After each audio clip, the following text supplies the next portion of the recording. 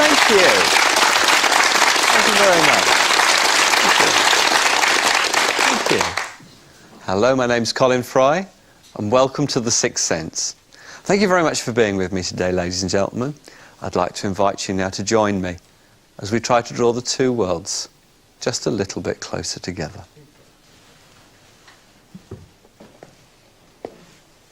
Okay. Oh, blimey, what a way to start me off. Okay.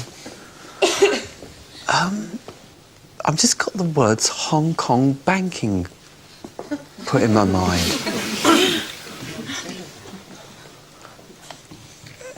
Have we got someone here that has got some connection to Hong Kong? I lived there once. You lived in Hong Kong? Sweetie, when you were out there, were you out there with a gentleman that has now passed to the spirit? Mm-hmm. Oh, then we are correct. Okay. Did he deal with the financial matters when you were out there? Mm-hmm. Yeah? And when you came back home, I'm not going to say that you were like broke, because I don't think you were, but money was a bit tight. In fact, it was very tight. Yeah? Do you understand? Yeah. Well, he's got a confession to actually make to you. I know he has. All right. Show me a figure. There was about £25,000 in a Hong Kong bank and he couldn't get it out the country. It was like money that was like owed to him or due to him, and he never had the heart to tell you that he couldn't get the money back home. And he said, I've lived it all this time, and he said, and I can't have it on my conscience anymore, I've got to tell you. He was very honest.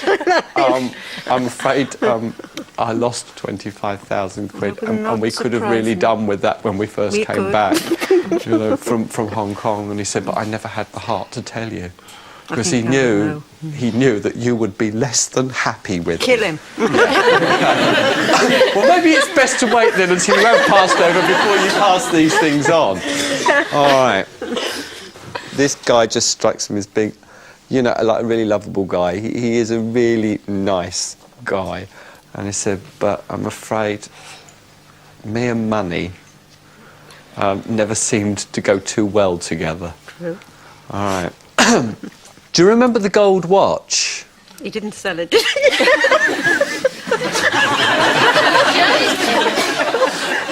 And he said, you know, I just got to tell you these things, you know, now. He said, because I really did need to get the money, you know. So I'm afraid I did go out and I pawned it. Oh, don't. All right.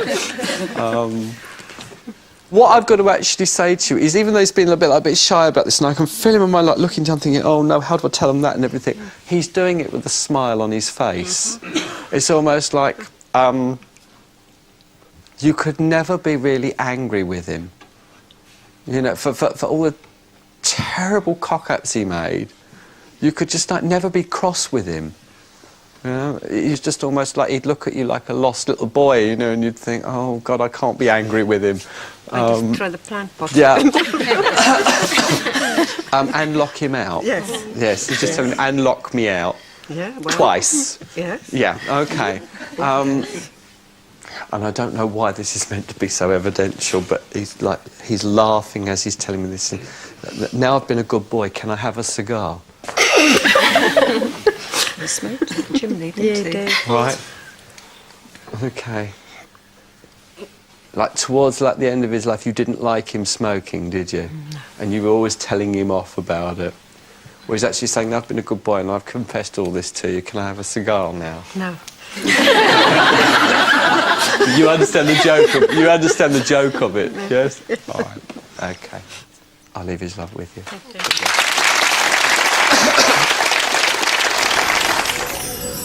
I just knew as soon as he said Hong Kong it was going to be for you.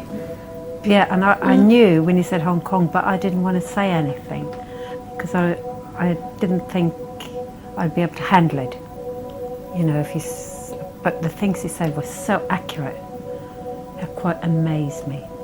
We got married in 1960. We went to Singapore for 2 years, lived there, and then he got promoted and was moved to Hong Kong.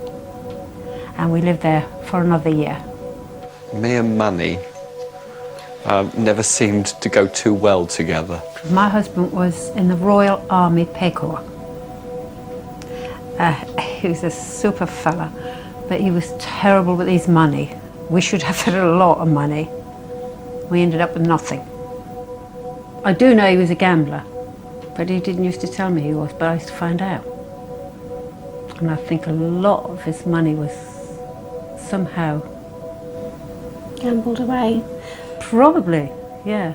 Do you remember the gold watch? I had completely forgotten about it, but you kids used to talk about this gold watch. Your beautiful gold watch I don't absolutely... that went missing out in Hong Kong. Yeah, because we got married and went straight out there and I think he bought me that. Really expensive. And then it went missing and I was always blaming myself and crying for it. Towards like the end of his life, you didn't like him smoking, did you? No. And you were always telling him off about it. Well, he died of cancer, lung cancer. He was a very heavy smoker. And he was a terrible heavy smoker. And I used to keep saying to him, one day you'll kill yourself smoking like that. And I was absolutely gone nuts. And he'd smoke like he did. And he said, oh, if I'm going to kill myself, I'll kill myself. It's none of your business, sort of thing. That was it. I'll leave his love with you. It made me feel absolutely amazed and wonderful. And it was so believable. And it actually did happen.